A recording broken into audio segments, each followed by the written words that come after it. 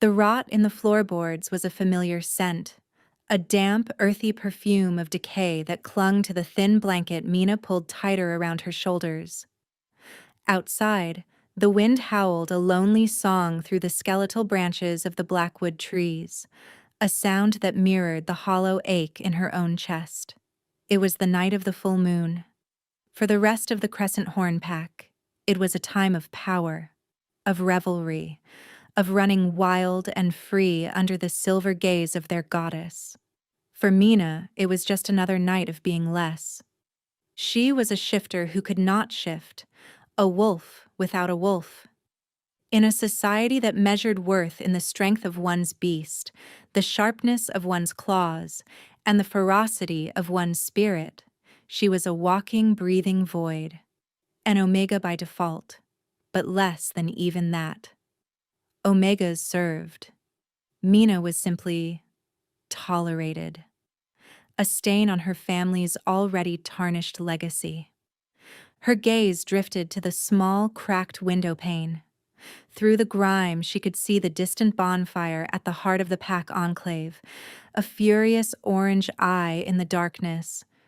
She could almost hear the laughter, the growls of playful dominance, the thrumming energy of 200 wolves preparing for the hunt.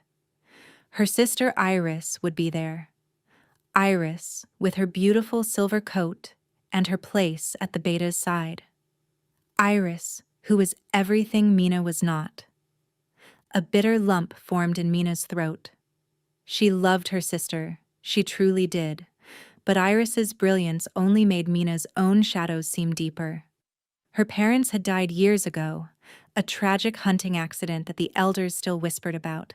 A failure that had cast the first stone in the wall of her family's disgrace. Mina's own defect had been the final, damning seal. She pushed herself up from the lumpy mattress, the cold of the floor seeping through the soles of her worn slippers. The tiny, one-room shack at the very edge of the territory was her world. It was a place of ghosts and dust motes dancing in the slivers of moonlight that pierced the gloom. Loneliness was a physical presence here, a second person in the room with cold hands and a whispering voice that reminded her of all her failings. Tonight, it was unbearable. The primal energy of the full moon vibrated in her bones, a cruel echo of an instinct she couldn't answer. She needed a distraction, anything to drown out the sounds of the life she was barred from. Her eyes landed on a small, dark object on her cluttered nightstand, a burner phone. A relic from a trader who'd passed through months ago, discarded because it was nearly out of credit. She'd found it in a dustbin, a forgotten piece of a world beyond the woods. She didn't know why she'd kept it. On a whim, she picked it up. The screen glowed weakly, a single bar of service flickering. A crazy, reckless idea sparked in her mind. A tiny rebellion against the crushing silence. She would send a message to a stranger, a ghost reaching out to another ghost. Her fingers, clumsy from the cold, tapped out a random sequence of numbers. She didn't think, just let her thumb press the digits. Then she navigated to the message screen. What did one say to a complete stranger? The absurdity of it made a hysterical giggle bubble in her chest. It felt like screaming into the void. She typed out the stupidest, most groan-worthy shifter joke she could think of, one her father used to tell her before everything went wrong. Why don't werewolves ever play poker in the jungle? She paused, a small, sad smile touching her lips. She typed the punchline, too many cheetahs. She stared at the words on the screen. It was pathetic. It was foolish. It was the act of a girl so profoundly alone she was texting jokes to the universe. With a sigh that turned into a shuddering breath, she pressed send. The screen confirmed, message sent. Mina tossed the phone back onto the nightstand and flopped back onto the bed, pulling the blanket over her head. The wind shrieked. The distant revelry continued. Nothing had changed. It was a stupid, pointless gesture. She closed her eyes, praying for a sleep that would not come, completely unaware that she had not just screamed into the void. The void was about to scream back. Miles away, in the heart of a fortress carved from black mountain stone, agony was a living thing. Alistair, the Alpha King of the Shadowfang Consortium, was chained to his throne. The silver chains, thick as a man's wrist and etched with runes of suppression, sizzled where they touched his skin, but they were a necessary torment.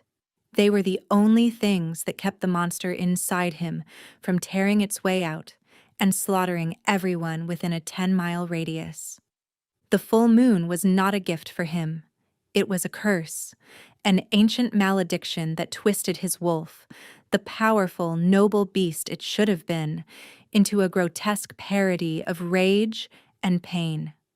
It warped his flesh, turning his shift into a nightmare of breaking bones and screaming muscles. What emerged was not a wolf, but a creature of shadow and fury that knew only destruction. His guards, the most elite and loyal of his pack, stood outside the throne room, their faces grim. They knew the sounds, the guttural roars, the sickening snaps of bone, the violent thrashing against his restraints. They knew their king was battling a war within himself, a war he was slowly losing. Julian, his beta, and the closest thing he had to a friend, stood just inside the massive iron-wrought doors, his fists clenched.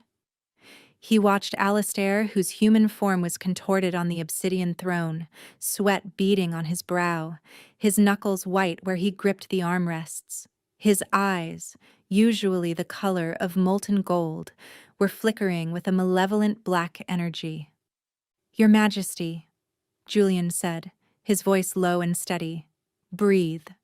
Fight it." "It grows stronger," Alistair gritted out, each word a shard of glass in his throat. The pain was a fire, licking at the edges of his control, promising the sweet release of oblivion if he would just let go. The beast wanted out. It wanted to hunt. It wanted to kill. He focused on the pain from the silver, letting it anchor him to his humanity. The burning was a dull counterpoint to the volcanic agony of the curse. He could feel his bones beginning to strain, his teeth elongating into fangs. It was happening. He was losing. And then, a sound. A soft electronic chime that was utterly alien in the stone hall of torment. It came from a small, sleek device sitting on a pedestal beside the throne, a satellite phone, encrypted, untraceable. Its number known to only 3 beings in the entire world. A direct line to the king, reserved for matters of apocalyptic importance. Julian flinched, his eyes widening in alarm. Who would dare? Alistair's head snapped up. Through the red haze of his agony, a different kind of fury burned. An intrusion. A violation. He reached out a trembling hand, his fingers brushing against the cool metal of the phone. The screen lit up. A message. From an unknown number. His first instinct was to crush the device, to hunt down whoever had breached his sanctum and tear them limb from limb. But as his gaze fell upon the words, something impossible happened. "Why don't werewolves ever play poker in the jungle?" The words made no sense. They were nonsense. Too many cheetahs. It was a joke, a childish, idiotic joke, and in the midst of the inferno consuming his soul, it was like a single drop of cool water on a raging fire. It didn't extinguish the blaze, not even close, but for one fleeting, incomprehensible second, the pain receded. The beast in his mind, poised to shatter its cage, paused. It was a moment of utter confusion. The sheer, unexpected absurdity of it was a pattern interrupt in the litany of his suffering. The moment passed. The pain crashed back in, but something had shifted. A crack had appeared in the monolithic wall of his agony. A question. Who? Julian! Alistair snarled, the sound more beast than man. He held up the phone. Trace this. Find the source. Now. Julian stared, bewildered. My lord? What is it? An anomaly, Alistair growled, his body shuddering with a new wave of torment. But beneath the pain, a new, cold current of curiosity flowed. I want them. I want them here. He didn't know why. He didn't know if he wanted to kill them or question them. He only knew that for the first time in years, something other than his curse had gotten his full, undivided attention. Julian nodded, snatching the phone. He turned and ran from the room, shouting for the pack's trackers and technicians. Alistair threw his head back and roared, the sound a mix of agony and something else. Something new. A strange, predatory interest. In a hovel miles away, a girl who thought she was invisible had just lit a beacon, and the most dangerous predator in the world had seen it. And he was coming.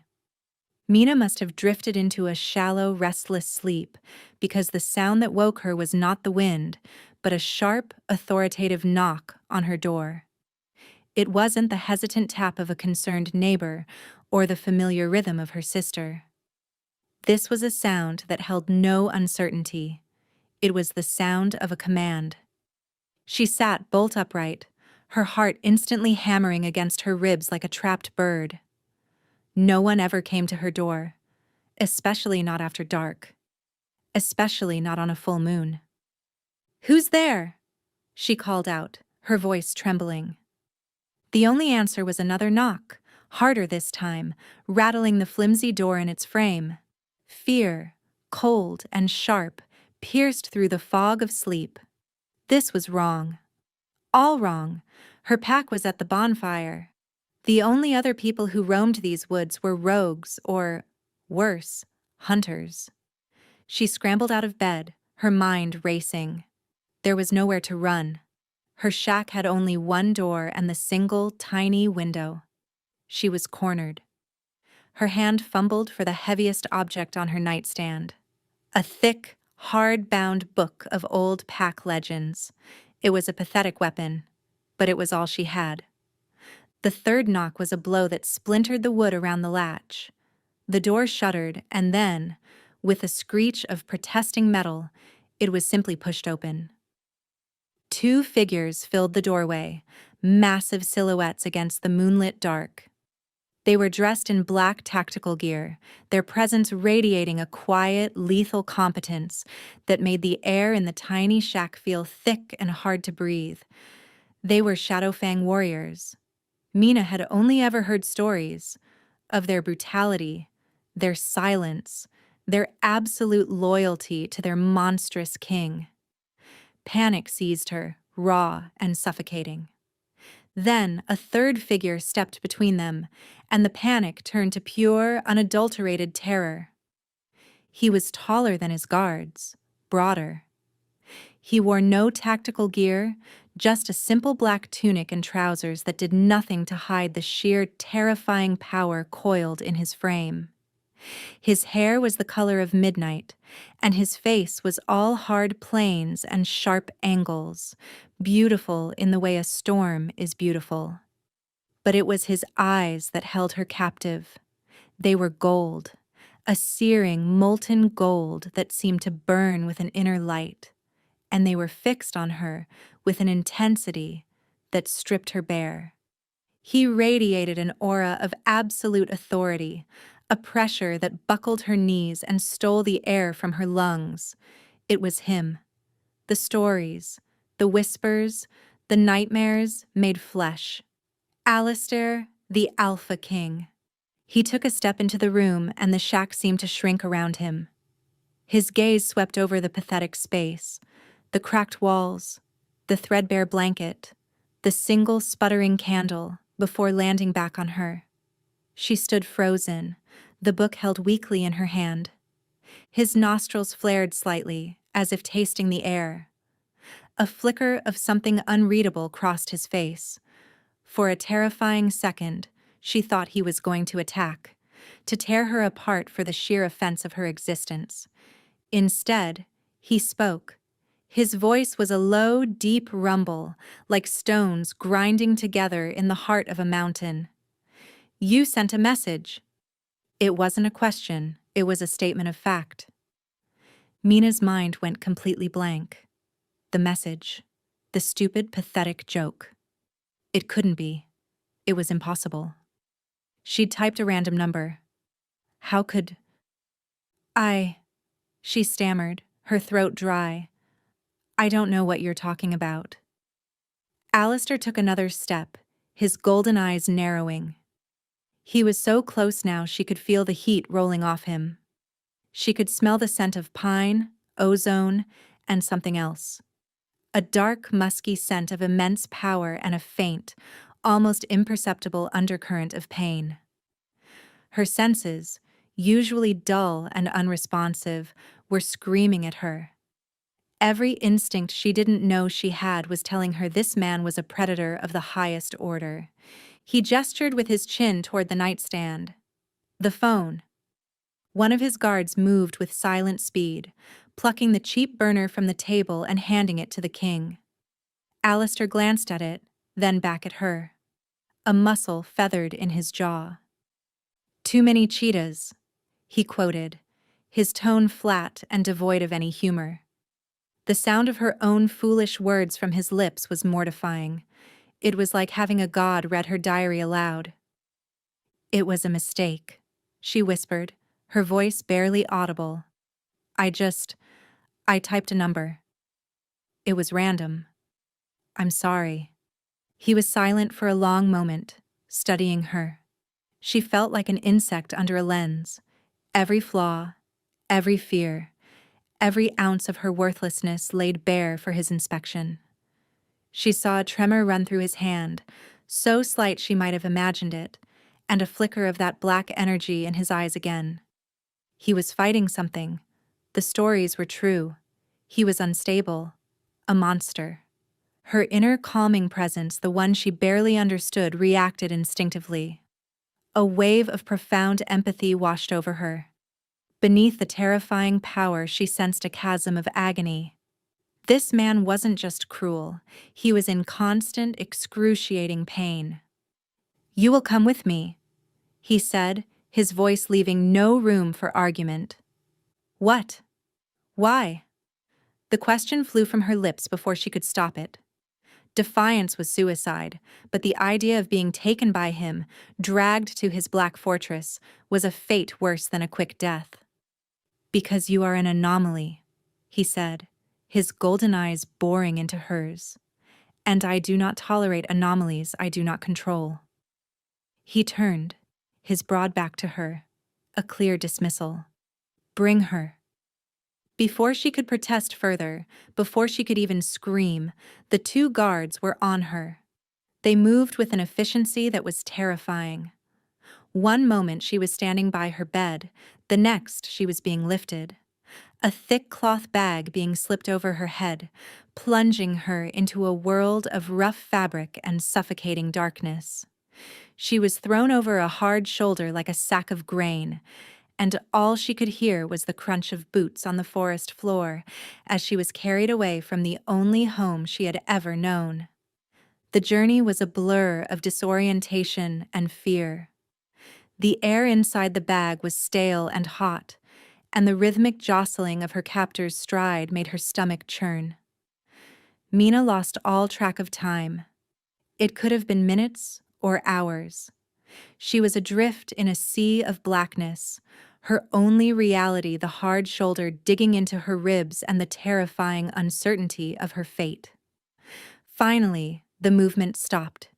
She heard the groan of massive hinges, the sound of a heavy door closing with a deafening boom that echoed in the sudden stillness. The air changed, growing colder, smelling of stone and old power. She was inside his fortress. The bag was ripped from her head. She gasped, blinking against the sudden light. It wasn't bright, but after the total darkness, The torchlight seemed blinding. She was in a vast hall, the ceiling so high it was lost in shadow. Black banners bearing the crest of a snarling wolf's head hung from stone walls, and the floor was polished obsidian that reflected the flickering flames like a dark mirror. It was less a home and more a mausoleum, cold and imposing. Alistair stood before her, his back to a colossal fireplace where a low fire burned, casting dancing shadows that made him look even more formidable. He had dismissed his guards. They were alone. "Why am I here?" Mina asked, finding a sliver of courage in her desperation. She was already a prisoner. What more could he do to her? He didn't answer immediately. He walked to a heavy, carved wooden table and poured a dark liquid from a crystal decanter into a glass. Wine, she assumed. He swirled it, his gaze distant, as if she wasn't even there. "That number you called," he said finally, his voice soft but carrying in the cavernous room. "It is known to 3 individuals besides myself. One is the Alpha of the Northern Ridge. The other is the matriarch of the Sunstone Conclave. The third is my beta. None of them are prone to telling jokes." He turned to face her, leaning back against the table. "So you can imagine my surprise. My security is absolute. My privacy is inviolable. And yet, a wolfless girl in a hovel at the edge of nowhere pierces it with a piece of trash technology and a ridiculous pun." Her blood ran cold. She hadn't just texted a stranger. She had somehow bypassed the defenses of the most powerful and paranoid alpha on the continent. "It was an accident," she insisted, her voice shaking. "A 1 in a billion chance." "I don't believe in chance," he stated flatly.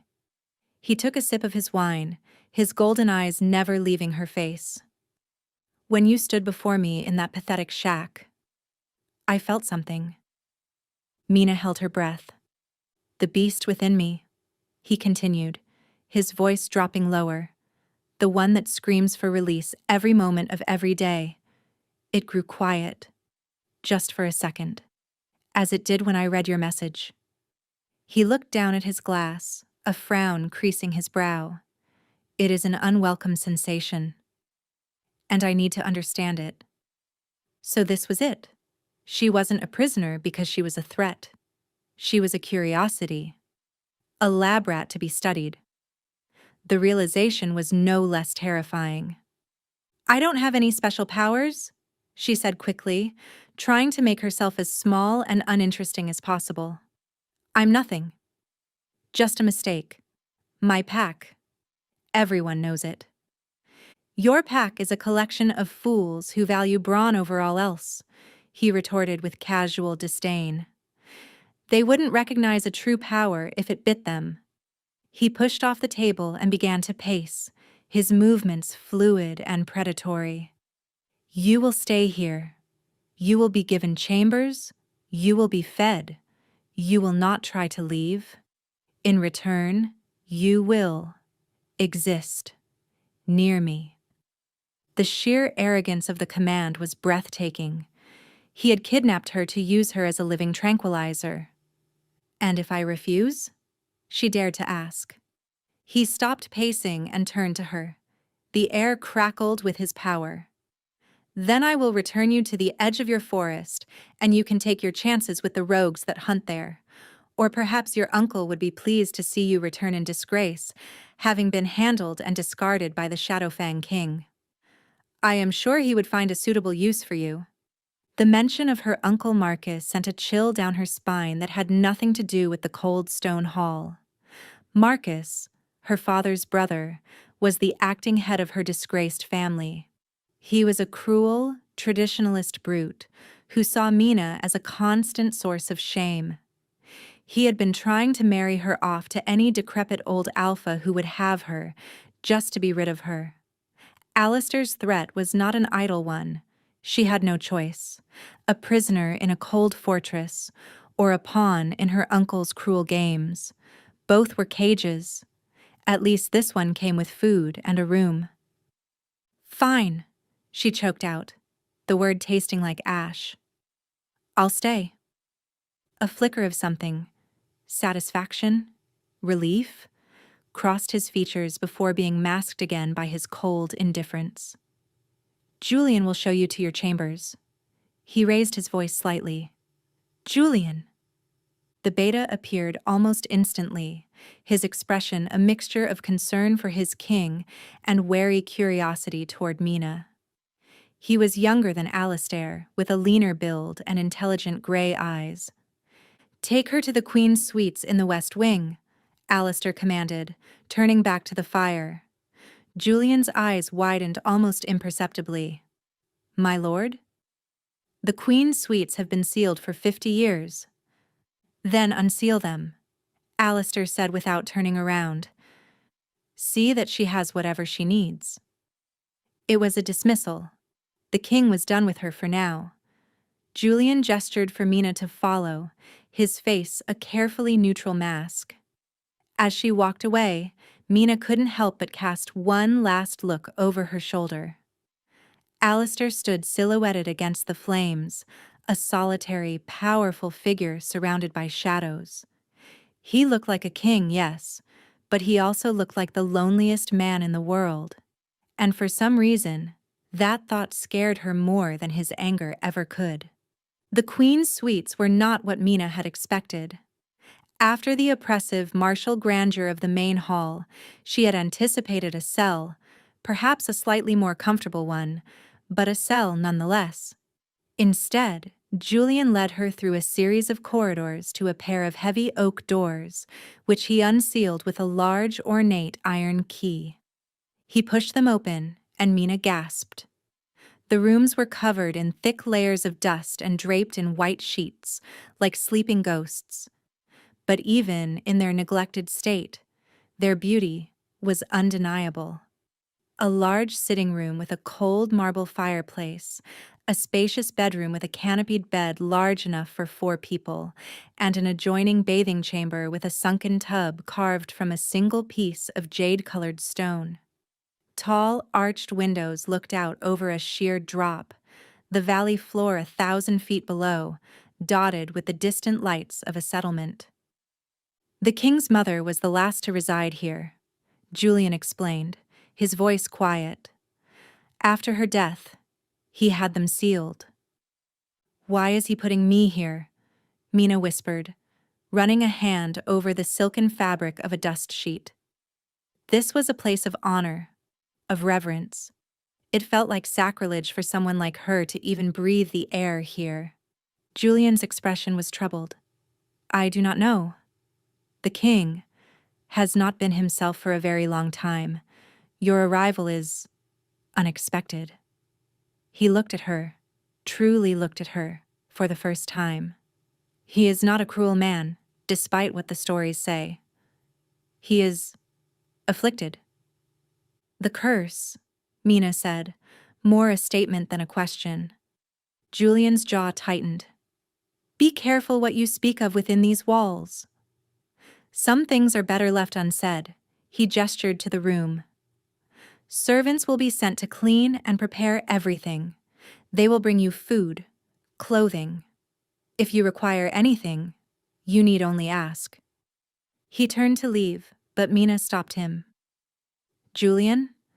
He paused at the door. "Why does the full moon hurt him?" she asked softly. "For us, for shifters, it's a source of power." Julian's face was a mask of sorrow. For him, the power is poison. An ancestor of his made a pact with a shadow spirit for victory in a great war. The power was won, but it came with a price, a corruption of the bloodline. For most, it lies dormant. For him, the strongest of his line in centuries, it has fully awakened. The moon doesn't empower his wolf. It feeds the monster that wears its skin. He left, closing the doors softly behind him, leaving Mina alone with the dust and the ghosts and the terrible new knowledge. Alistair wasn't just a king burdened by a curse. He was the inheritor of a poisoned legacy. Over the next few days, a strange routine began to form. Servants, silent and efficient, cleaned the suites until they gleamed, filling the wardrobes with beautiful gowns and the pantry with food. They treated her with a baffling mixture of fear and reverence, bowing their heads and avoiding her eyes. She was the king's something. No one knew what, and so they defaulted to treating her like royalty. Alistair would summon her, usually in the evenings. He never did it himself.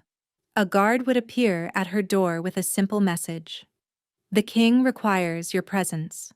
She would be led to his private study, a room lined with books from floor to ceiling, a fire always crackling in the hearth.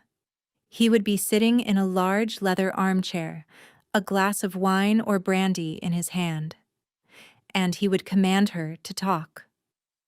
"Tell me a story," he'd said the first time, his voice a low growl. She had frozen, her mind a complete blank. "What kind of story?" "Any kind. I do not care. Just fill the silence." And so she did.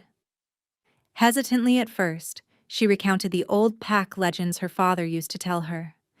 Tales of the first wolves, of moon goddesses and sun gods, of epic hunts and fated mates. As she spoke, she would watch him. He would lean his head back, close his eyes, and the tense, rigid lines of his body would soften.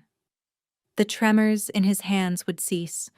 The pained furrow between his brows would smooth out. Her voice, her presence, it was a balm to his tormented soul. He was using her like a drug, and she knew it. But a strange thing happened as the days turned into a week. She began to not mind. She saw the man beneath the monster, the prisoner inside the king. She saw the profound exhaustion in his eyes, the deep, lonely ache that no amount of power or wealth could soothe. One evening, she finished a story about a wolf who fell in love with a star. Alistair was silent for a long time, his eyes still closed. "There are no such things as fated mates," he said, his voice rough with some suppressed emotion. "There is only power and weakness, and the bargains we make to survive." "I don't believe that," Mina said softly, emboldened by the strange intimacy of their sessions. "I think there's more than that." He opened his eyes, and the full force of his golden gaze hit her.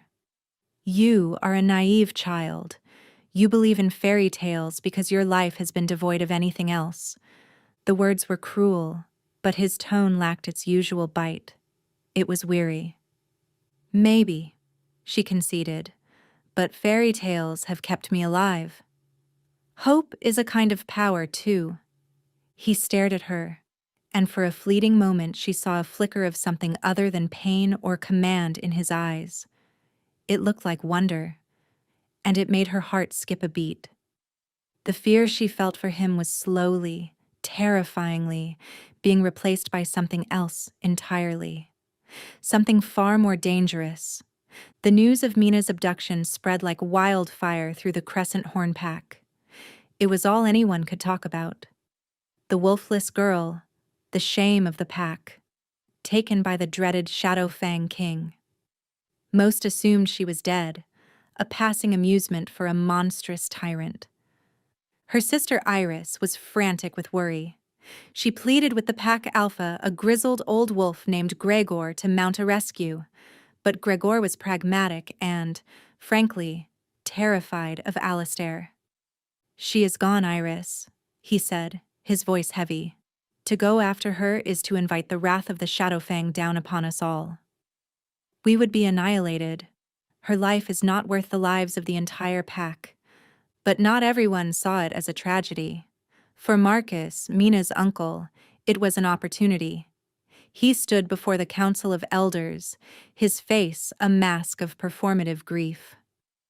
"My poor niece," he boomed, his voice dripping with false sorrow, "stolen from us."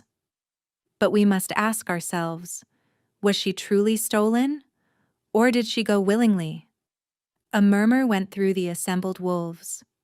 She was always different, Marcus continued, planting the seeds of poison, unhappy with her lot. Perhaps the promises of a king, even a dark one, were too much for her to resist. Perhaps she betrayed us. He let the accusation hang in the air. It was a masterful stroke. By painting Mina as a traitor, he could absolve himself of any responsibility for her. Severing the final tie to his disgraced brother's legacy, he could consolidate his own power, positioning himself as the stalwart defender of pack tradition against such weakness and betrayal. "We must be strong," Marcus declared. "We must purge her memory. She is no longer Crescent Horn. She is a creature of the shadows now. Let the shadows keep her."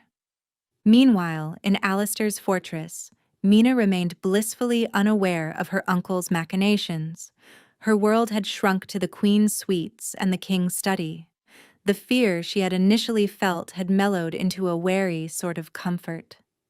The castle was quiet, the servants were respectful, and her evenings with Alistair had become the focal point of her existence. She learned to read the subtle shifts in his mood.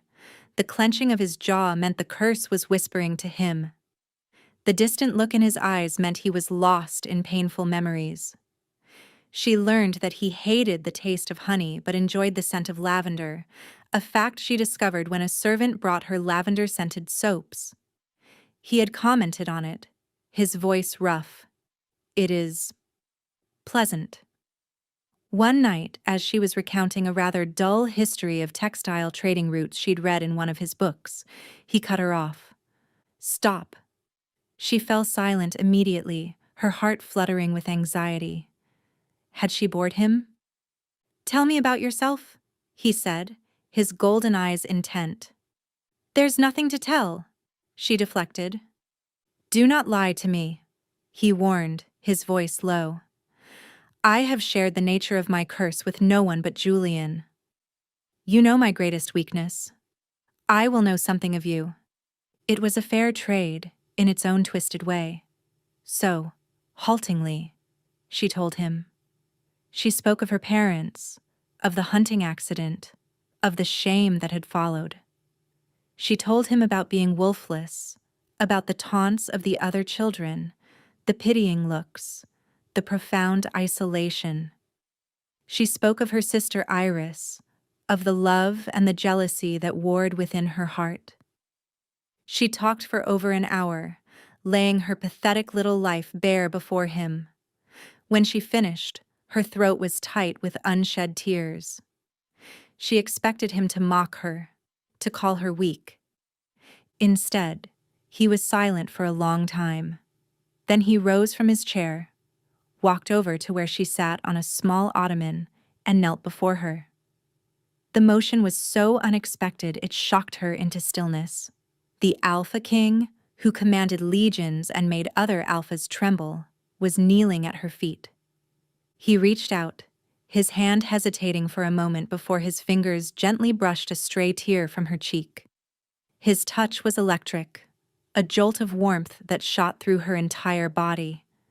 His calloused fingers were surprisingly gentle. "No one who endures such a thing is weak," he said, his voice a raw whisper. "They called you wolfless. They were blind. Your spirit is stronger than any beast I have ever known." In that moment, looking into his burning golden eyes, seeing the raw sincerity there, Mina's carefully constructed walls crumbled. The fear, the resentment, the cautious curiosity, it all melted away, replaced by a wave of emotion so powerful it left her breathless. He saw her. For the first time in her life, someone was looking at her and not seeing a defect or a disgrace. They were seeing strength. And as he knelt before her, his thumb stroking her cheek, she knew she was completely and irrevocably lost. She was falling for the monster. Or perhaps She was falling for the man trapped inside. The moment hung between them, fragile and charged. Alistair's touch was a brand on her skin, his words a balm on wounds she hadn't known were still bleeding. The mate pull, the fated bond that shifters whispered about in legends, was no longer a gentle hum beneath the surface. It was a roaring crescendo, a physical force pulling them together. She could feel his own shock, his own dawning recognition mirroring her own. He pulled his hand back as if burned, a look of turmoil on his face. He rose to his feet abruptly, turning his back on her. "Leave!" he rasped, his voice strained. "Alistair!" she began, her own voice trembling. "Go!" he roared, the sound echoing with the monster's fury. He swept his arm across a nearby table, sending books and a decanter crashing to the floor. Mina flinched back, her heart pounding. The tender moment was shattered, replaced by the familiar violence of his inner battle. She saw his shoulders hunching, his body tensing as if against a great pain. He was fighting himself, fighting the realization of what she was to him. A mate. The one thing his cursed life could never allow. Without another word, she fled the study, her own emotions in a tangled wreck. She ran back to the safety of her rooms, the Queen's suites, that now felt more like a cage than ever before. She collapsed onto her bed, the King's raw declaration of her strength warring with his violent rejection. He saw her, but he didn't want her. The hope that had bloomed in her chest withered into a familiar aching pain. Of course, how could a monster like him ever accept a mate? How could a wolfless nobody ever be a queen? Alistair did not summon her for the next 3 days. The silence from his end of the castle was a heavy, suffocating presence. Mina paced her rooms like a caged animal, her anxiety mounting with every passing hour. The servants who brought her meals were more timid than ever, their eyes wide with a fear she now understood was a reflection of the King's own state. He must be in agony, pushing her away because her presence, the presence of his mate, was likely intensifying his struggle. On the 3rd night, Julian appeared at her door. His face was etched with exhaustion and worry. "You have to come," he said, his voice urgent. "It's the King. He's bad. Worse than I've ever seen him." "He told me to leave," Mina protested, her fear for him warring with the sting of his rejection. "He is a fool, and he is dying," Julian snapped, his usual composure gone. "The curse. It feeds on his pain, his isolation. Realizing you are his mate and believing he cannot have you, it has given the beast a foothold like never before. He has locked himself in the throne room. He won't let me in, but he might let you." Without another thought, Mina followed him. They raced through the cold, silent corridors to the massive iron doors of the throne room. From within, she could hear a low, continuous growl, punctuated by the sickening sound of something heavy hitting the stone walls. "Alistair!" Julian shouted, banging his fist on the door. "Let me in!" The only answer was a furious roar that vibrated through the thick metal. Mina stepped forward, her heart in her throat. She placed a trembling hand on the cold iron. "Alistair!" she called, her voice soft. "It's Mina. Please, let me help you." The growling inside stopped. There was a moment of absolute silence, so profound it was more terrifying than the noise. Then, with a slow, grinding screech, the heavy bar on the inside of the door was lifted. Julian looked at her, his eyes wide with a mixture of fear and awe. "Go," he urged. "You are the only one who can reach him now." Taking a deep breath, Mina pushed the heavy door open and stepped inside. The room was a wreck. Tapestries were torn from the walls, furniture was splintered, and deep gouges scarred the stone floor. And in the center of the room, By the cold hearth stood Alistair. But it was not the man she knew. The transformation was incomplete, a horrific halfway point between man and beast. His form was twisted, elongated. Black fur sprouted in patches on his skin. His hands were tipped with vicious black claws, and his face was distorted into a wolven snout, his fangs dripping with saliva. His golden eyes were gone, replaced by pits of roiling black shadow. The monster was wearing his skin, and it was winning. It turned its head, the shadows in its eyes fixing on her. A low, predatory snarl rumbled in its chest.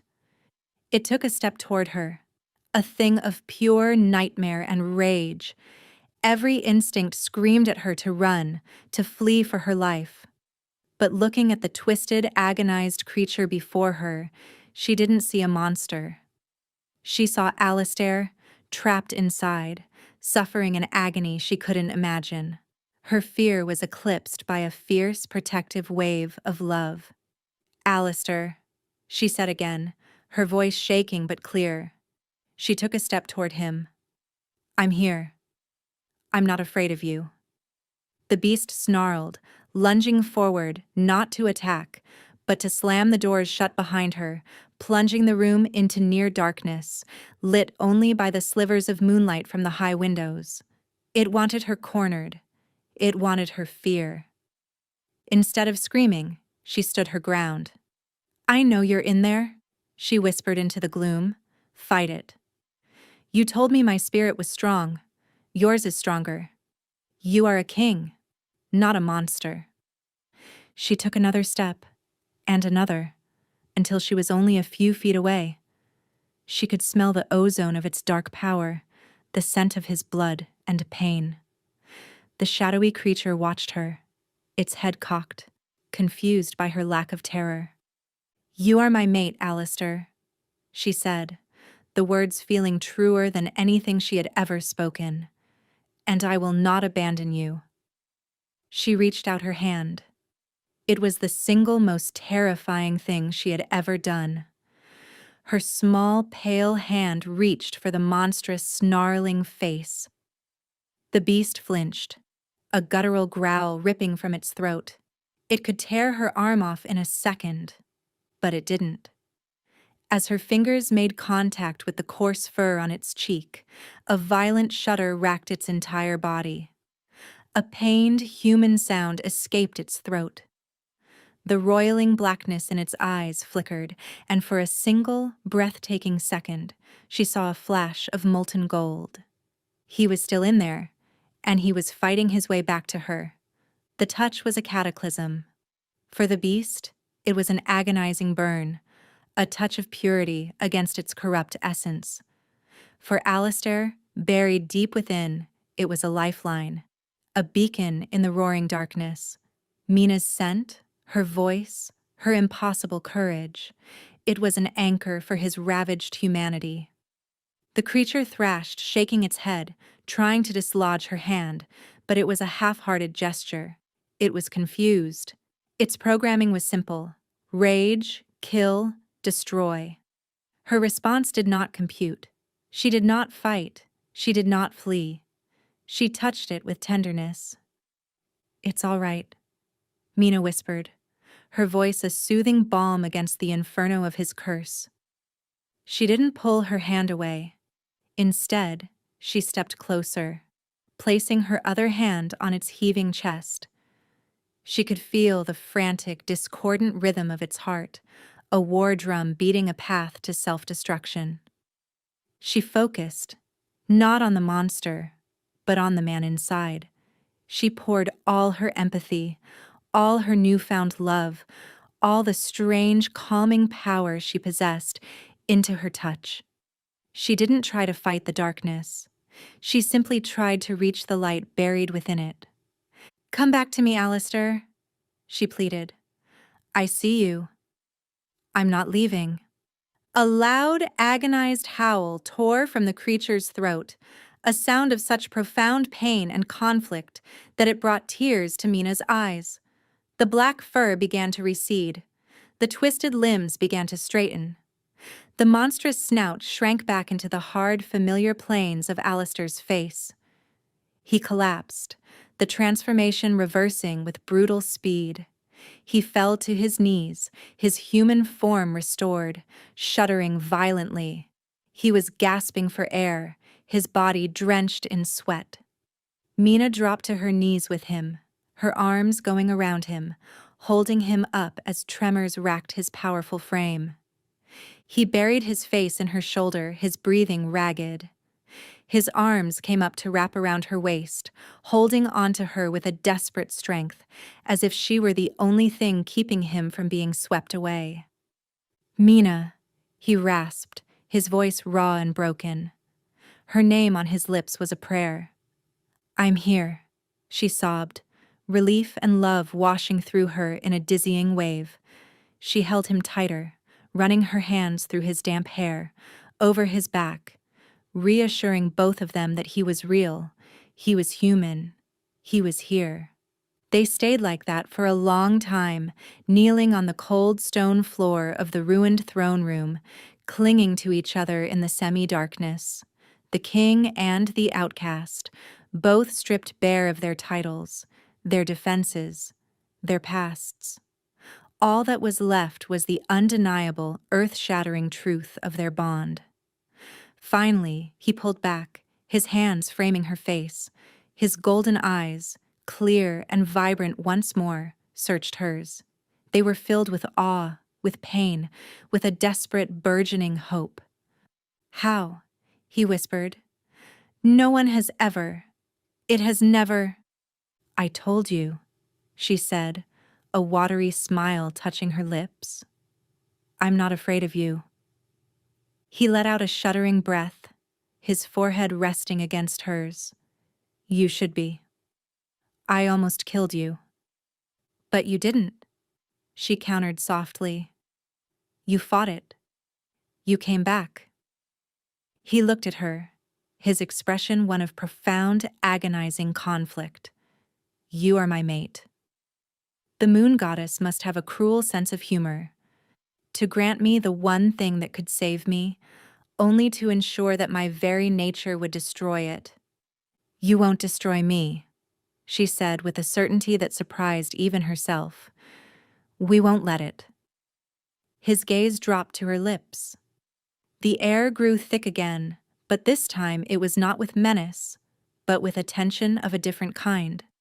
The world narrowed to the space between them, the scent of her skin, the warmth of her breath. The mate pull was an irresistible tide. He leaned in, slow, hesitant, giving her every chance to pull away. But she didn't. She couldn't. She met him halfway, her eyes fluttering shut as his lips finally met hers. The kiss was not gentle. It was desperate, hungry, a collision of two starving souls. It was filled with all the pain of his centuries-old curse and all the loneliness of her entire life. It was a claiming, a surrender, a promise. It was the breaking of one kind of curse and the sealing of another, far more wonderful one. But as they were lost in the rediscovery of each other, a new threat was gathering, one that had nothing to do with ancient magic and everything to do with mortal greed. Julian's frantic banging on the door broke them apart. "My lord! Alistair! Riders are approaching, banners of the Crescent Horn Pack, and they are not alone. They fly the flags of the Stonecrest and Red River Alphas as well. It's an army." Alistair stiffened, pulling away from Mina, his face instantly hardening back into the mask of the warrior king. He rose to his feet, pulling her up with him. "Marcus," he snarled, her uncle. He had not just cast her out, he had used her as a pretext for war. He had rallied rival packs Alistair had subjugated or held in a tense alliance, to challenge his rule. "They're saying you're a monster, that you stole and murdered an innocent from their pack," Julian yelled through the door. "They are demanding justice. They are calling for your head." Alistair looked from the door to Mina, his golden eyes blazing with a cold, protective fury. The tender, vulnerable man was gone, replaced by the predator. "He didn't come to rescue you," Alistair said, his voice a low growl. "He came to use your death to seize my throne." The fortress, once a place of silent torment, sprang to life with the grim efficiency of a disturbed hornet's nest. The deep horns of the Shadowfang watchtowers bellowed across the valley, a challenge and a warning. Warriors in black armor moved with disciplined haste along the battlements, their eyes scanning the approaching force. Alistair led Mina from the throne room, his hand securely in hers. He did not let her go. Julian met them in the corridor, his face pale but resolute. "They've made camp at the base of the mountain pass," Julian reported, falling into step beside them. 3 packs united. At least 500 warriors. Marcus of Crescent Horn is their spokesman.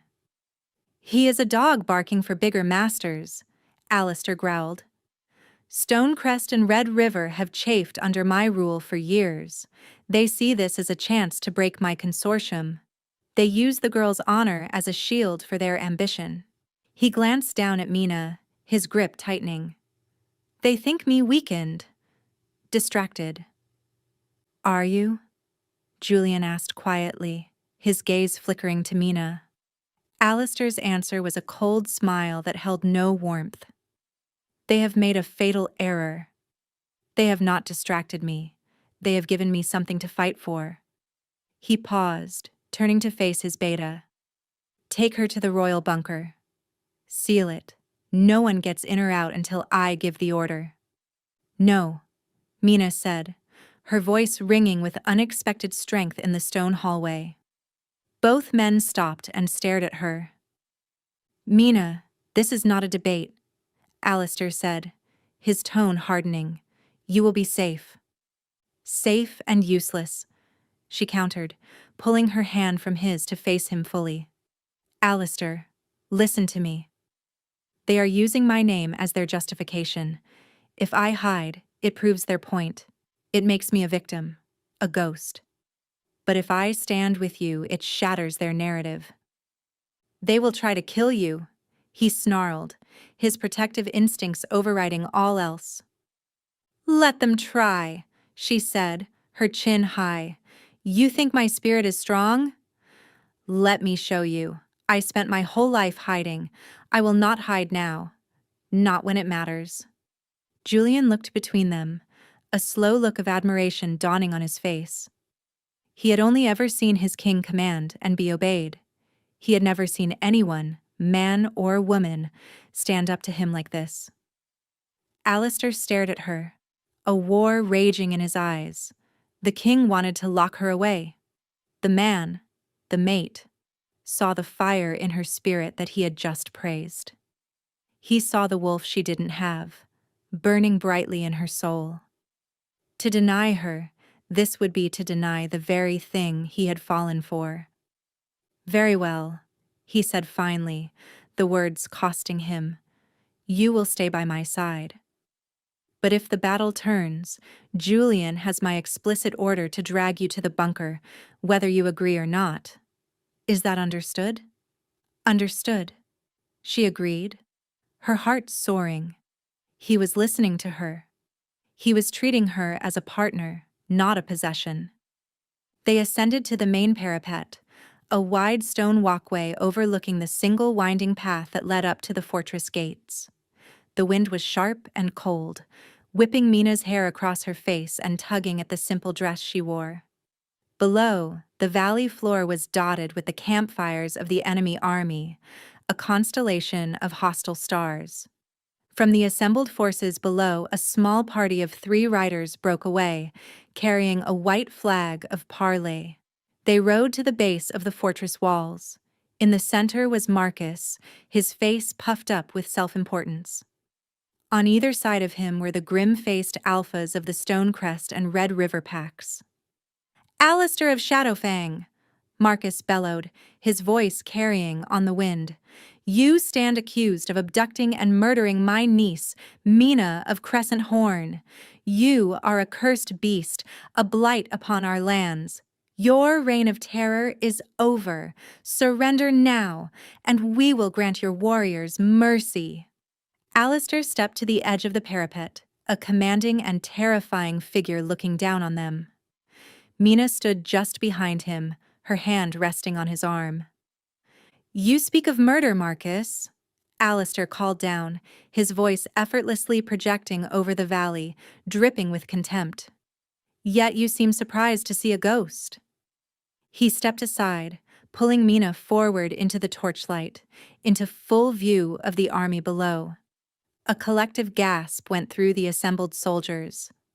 Down below, Marcus's face went from pompous to slack-jawed shock. His entire justification, the lie he had built his alliance on, was standing on the wall beside his enemy, looking very much alive. And not just alive, she was standing there willingly, her hand on the Monster King's arm. "Mina?"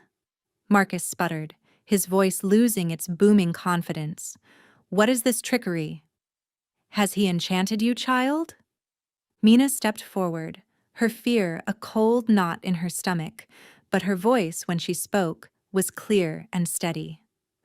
"There is no trickery, uncle," she called down, her voice carrying with surprising force. "And I am no longer a child. King Alistair did not abduct me. He saved me. He saved me from a life of shame and scorn in a pack that values only what it can see. He has shown me more honor and respect in 2 weeks than you have shown me in my entire life." She looked past him, to the hundreds of warriors listening. "You have been led here on a lie. Your alphas have joined my uncle's personal vendetta. The Shadowfang King has broken no laws. He has committed no crime. Your war is with a phantom." Her words struck home. Murmurs rippled through the army. Warriors looked at each other, then at their alphas, their expressions now laced with doubt. The righteous fire of their cause had been doused. The Red River Alpha, a hulking brute named Fen, snarled, "She is bewitched! The beast's mate, it is a stain on all of us. Attack! Slay the monster and his whore!" He had overplayed his hand. Calling a fated mate a whore was a deep insult to the moon goddess herself. The doubt in the army curdled into unease. Alistair smiled, a true predator's smile this time. "You have heard the Luna," he boomed, his voice resonating with power. He was publicly naming her, claiming her, in front of them all. "She stands with me. I am the rightful king of this territory, and you stand upon my lands with weapons drawn. You were given a chance to leave in peace. You have refused. So you will leave in pieces." He turned, his eyes blazing with golden fire. "Archers!" With a single word, the battle began. But Mina had already won the first, most important victory. She had taken their reason and turned it to ash. The first volley of arrows from the fortress walls was not aimed to kill. They were warnings, fired with pinpoint accuracy to land just in front of the enemy line, a shower of deadly rain that kicked up dirt and sent horses rearing. It was a display of discipline and power. Alistair was showing them this was a fight they could not win. But the rival alphas were committed. Pride and ambition had blinded them. With roars of fury, Fen of Red River and Boren of Stonecrest ordered the advance. The army surged forward, a wave of fur and steel, charging up the narrow mountain pass. "You wanted to stay," Alistair said to Mina, his voice a low rumble beside her ear. "Now you will see what a real battle looks like." He pushed her gently but firmly behind a thick stone merlon. "Stay here. Do not move." He drew his sword, a magnificent blade of dark rippling steel, and the king was gone, replaced by the general. His commands were sharp, precise, and instantly obeyed. Catapults launched massive stones that crashed into the charging ranks, sending bodies flying. Archers unleashed volley after volley, their arrows finding their marks in the tightly packed warriors below. The battle was brutal and one-sided. The Shadowfang warriors were better trained, better equipped, and defending a superior position. The narrow pass created a bottleneck, a kill zone where the attackers' superior numbers meant nothing. Mina watched in horror and awe. She had never seen such violence. The air filled with the sounds of screaming men and dying wolves, the clash of steel, the roar of alphas. Yet, through it all, she felt a strange calm. Her place was here. Her fate was tied to the man who commanded this storm of death with such lethal grace. The battle raged for what felt like an eternity. The attacking force broke against the fortress walls like a wave against a cliff, falling back, regrouping and charging again, only to be decimated. Their morale was crumbling. They had been lied to, and now they were dying for that lie.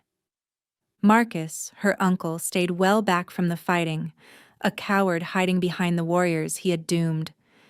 He watched his grab for power fall apart, his face a mask of disbelief and fury. Then, the Red River Alpha, Fen, did something desperate. Using his immense strength, he managed to scale a section of the wall that was less steep, followed by a handful of his elite guard. They crested the parapet, landing right in the middle of a group of Shadowfang archers. Chaos erupted on the wall. Fen was a berserker, a whirlwind of claws and fury in his half-shifted form. He tore through the archers, clearing a space, his eyes wild and fixed on his true target. Alistair. Alistair met his charge without hesitation. Their swords clashed, sparks flying in the torchlight. It was a battle of titans, alpha against alpha. The other warriors gave them a wide berth, their own skirmishes paling in comparison. Mina's heart was in her throat as she watched. Fen was bigger, wilder. But Alistair was faster, more skilled, his every move economical and deadly. Still, the fight was taking its toll. Alistair was still recovering from his battle with the curse. A slight slowness, a fractional hesitation, was all Fen needed. The Red River Alpha fainted high, then kicked Alistair's legs out from under him. Alistair went down, his head hitting the stone with a sickening crack. Fen roared in triumph, raising his sword for the killing blow. Time seemed to slow down. Mina saw the sword begin its descent. She saw Julian fighting his way toward them, but he was too far. There was no one to stop it. Without thinking, she moved. She darted from behind the Merlon, grabbing a fallen Shadowfang banner from the ground. The wooden pole was heavy and awkward, but adrenaline gave her strength. "No!" she screamed, and with all her might, she swung the heavy banner pole like a club, aiming for the back of Fen's knees. The blow connected with a wet crack. It wasn't enough to fell the massive alpha, but the surprise and the sudden sharp pain made him stumble. His killing blow went wide, his sword scraping harmlessly against the stone inches from Alistair's head. That 1 second was all Alistair needed. He rolled, sweeping his legs out and hooking Fen's ankle, pulling him off balance. The giant alpha crashed to the ground. In a single fluid motion, Alistair was on top of him, his own sword pressed against Fen's throat. The battle on the wall stopped. Everyone stared. Fen looked from the blade at his throat to the small, wolfless girl standing over him, panting, still holding the broken banner pole. He had been brought down not by the king, but by the king's mate. The humiliation was absolute. "The battle is over," Alistair said, his voice cold and clear. He looked out over the wall at the remaining forces, who had faltered, seeing their alpha defeated. "Go home. Tell them what you saw here today. Tell them the Shadowfang King has his Luna. Our reign has just begun." He pressed the blade, and the Red River Alpha's life ended with a gurgle. The remaining attackers on the wall threw down their weapons in surrender. Below, the army broke, its spirit shattered. They fled, a disorganized rabble, leaving their dead and their foolish ambitions behind. Alistair rose, his eyes finding Mina's across the blood-soaked stone. He walked to her, ignoring the surrendering enemies, ignoring Julian, who had finally reached him. He stopped in front of her, his face unreadable. She thought he would be angry. She had disobeyed him. She had put herself in mortal danger. Instead, he reached out and gently took the splintered banner pole from her hands, letting it fall to the ground. He cupped her face, his thumbs wiping away the grime and a stray drop of blood that wasn't hers. "I told you to stay put," he said, his voice a low, rough whisper. "You were in trouble," she whispered back, her body starting to tremble as the adrenaline faded. A slow smile spread across his face. It was the first true, unguarded smile she had ever seen from him, and it transformed his harsh features into something breathtakingly handsome. "So I was," he said. He leaned down and kissed her, right there on the blood-soaked battlements, in front of his warriors and his defeated enemies. It was not a desperate kiss this time. It was a kiss of triumph, of gratitude, of profound, soul-deep love. It was a king kissing his queen, his savior, his mate. In the aftermath of the failed siege, a new order began to settle over the mountain.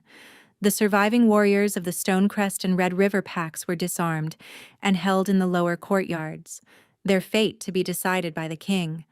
But there was one prisoner Alistair wished to deal with personally. Marcus was dragged before the throne, not in the grand hall, but in Alistair's private study, the same room where Mina had first told him her stories. He was bruised, disheveled, and stripped of all his pompous authority. He knelt on the floor, trembling, flanked by two formidable Shadowfang guards. Alistair sat in his large leather armchair, a glass of brandy in his hand, looking as calm as if he were discussing the weather. Mina stood beside his chair, her hand resting on his shoulder. Her presence was a silent statement of power that Marcus could not fail to understand. "You cost me a great deal of time and resources, Marcus," Alistair began, his voice deceptively mild. "You cost many wolves their lives." "All for a lie. All for a pathetic attempt to climb over the bodies of your family to gain a little standing." "She is a defect," Marcus spat, his fear making him reckless. He glared at Mina. "She shamed our bloodline. I did what was necessary to cleanse our family's honor." "Honor?" Alistair laughed, a cold, humorless sound. "You speak of honor, you who would use your own niece as a sacrificial lamb for your ambition? You who would lie to your allies and lead them to their deaths? You have no honor. You are a parasite." Alistair leaned forward, the mildness vanishing from his expression, replaced by the icy fury of a king. "Mina is the Luna of the Shadowfang. She is my mate. By insulting her, you have insulted me. By threatening her, you have signed your own death warrant." Marcus paled, his eyes wide with terror. "Mercy, your majesty. I beg you, I was wrong." "Mercy is a courtesy, not an obligation," Alistair said coldly. He glanced up at Mina. "His fate, however, is not mine to decide." Mina's breath caught. She looked from Alistair's impassive face to her uncle's terrified one. This was her tormentor, the man who had made her life a living hell, who had just tried to have her and the man she loved killed. "She has no say," Marcus shrieked. "She is a wolfless runt." "She is your queen," Alistair corrected him, his voice dropping to a deadly whisper. "And you will address her as such." Mina stepped forward, her heart pounding. She looked down at the man who had caused her so much pain. She could ask for his death. Alistair would grant it in a heartbeat. The thought held a certain grim satisfaction, an eye for an eye. But as she looked at him, cowering and pathetic, she felt no triumph, only a profound pity. He was a creature of the system that had hurt her, a man so defined by its cruel rules that he couldn't see anything beyond them. To kill him would be to become like him, to answer cruelty with cruelty. "My whole life," Mina said, her voice quiet but firm, "I was told that strength was about claws and teeth and the power to dominate. But I learned something else in this castle. I learned that true strength is about resilience. It's about empathy. It's about building things up, not tearing them down." She looked at Alistair, and he gave a subtle, almost imperceptible nod. He trusted her judgment. She turned back to Marcus. "Killing you would be easy, but it would solve nothing. It would just be more of the same violence that has defined our world for too long." She took a deep breath. "You will be stripped of your rank and titles. You will return to the Crescent Horn Pack not as a leader, but as an Omega. You will spend the rest of your days serving the pack you tried to lead to ruin. You will learn what it is to be powerless. You will learn humility. That is my judgment." Marcus stared at her, his mouth agape. It was a fate worse than death, to be stripped of everything he valued, to live out his days in service and shame, judged by the very defect he despised. Alistair smiled faintly. "A wise and fitting sentence," he said. He gestured to the guards. "Take him away. See that the Luna's command is carried out." As Marcus was dragged away, still sputtering in disbelief, Alistair rose and took Mina in his arms. "I would have killed him for you," he murmured into her hair. "I know," she whispered back, leaning into his strength. "But that's your way. This is mine." He pulled back to look at her, his golden eyes soft. "It seems your way is becoming mine." With the external threats neutralized and her personal demons vanquished, there was only one thing left to do. The next evening, Alistair gathered the entire Shadowfang pack in the Grand Hall. He stood on the dais before the throne, with Mina by his side. "For centuries, my bloodline has carried a curse," he announced, his voice ringing with power and a new, raw honesty. "It has twisted my wolf, isolated me, and turned my reign into one of fear. I ruled from the shadows because I was a creature of them." He paused, his gaze sweeping over his stunned warriors. "No more. My mate has shown me a different path. She has faced the monster inside me and did not flinch. Her courage has broken the curse's hold. Her strength is not of the claw, but of the heart. And it is a power greater than any I have ever known." He turned to Mina, taking her hand and lifting it for all to see. "This is Mina, your Luna. She is my mate, my queen, and my salvation. From this day forward, the Shadowfang pack will not be defined by its ferocity alone, but by its heart. We will be a bastion not just of power, but of justice. This is my decree." He then lowered his head, exposing his neck to her in the most sacred gesture a shifter could make. The offering of the mating bite. It was an act of ultimate trust and vulnerability. Tears streamed down Mina's face as she leaned in. Her own canines, usually small and human, elongated slightly, a faint echo of the wolf she didn't have. She bit down gently on the space where his neck met his shoulder, marking him as hers, just as he had marked her with his love and acceptance. A jolt of pure energy, warm and golden, shot between them, sealing their bond. The pack erupted into a thunderous roar of approval, a sound of loyalty and celebration that shook the fortress to its foundations. The wolfless girl from the edge of the woods was now a queen, beloved and powerful in her own right, forever bound to the king she had saved from his own darkness. 1 year later, the fortress of the Shadowfang was a different place.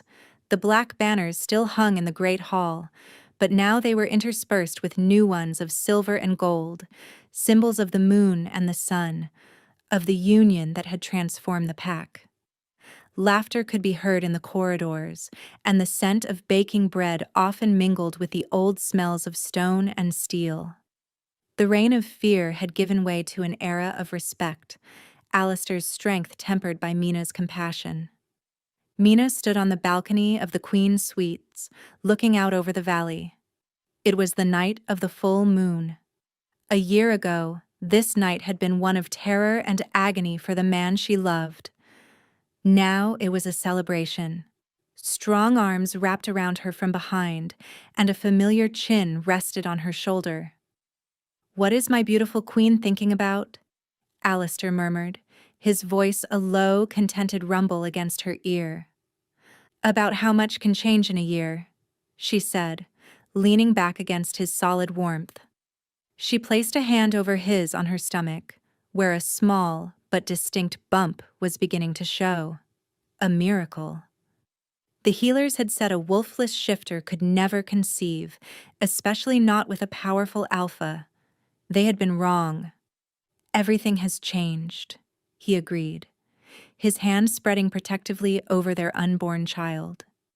"You changed it."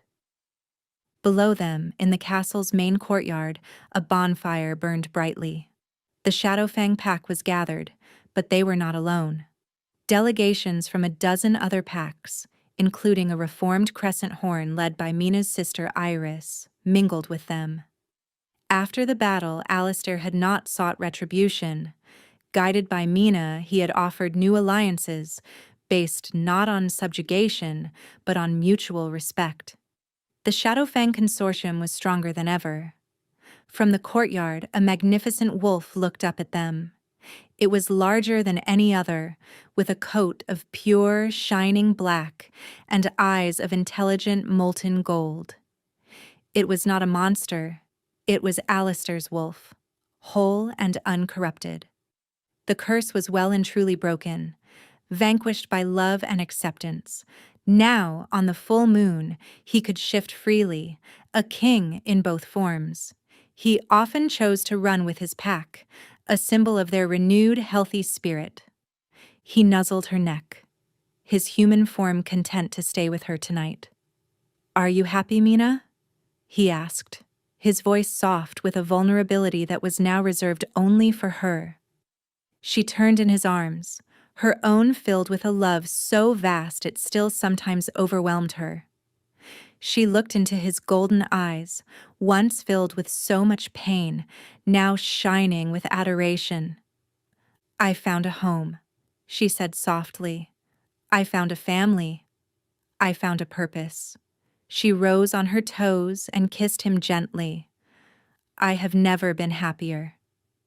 He smiled, the beautiful, unguarded smile that was hers alone, and kissed her back. A long, slow kiss full of promises kept and a future filled with light. The wind still sang through the mountains, but it was no longer a lonely sound. It was a lullaby for a healing kingdom, for a king who had found his heart, and for the wolfless Luna who had shown them all the true meaning of strength.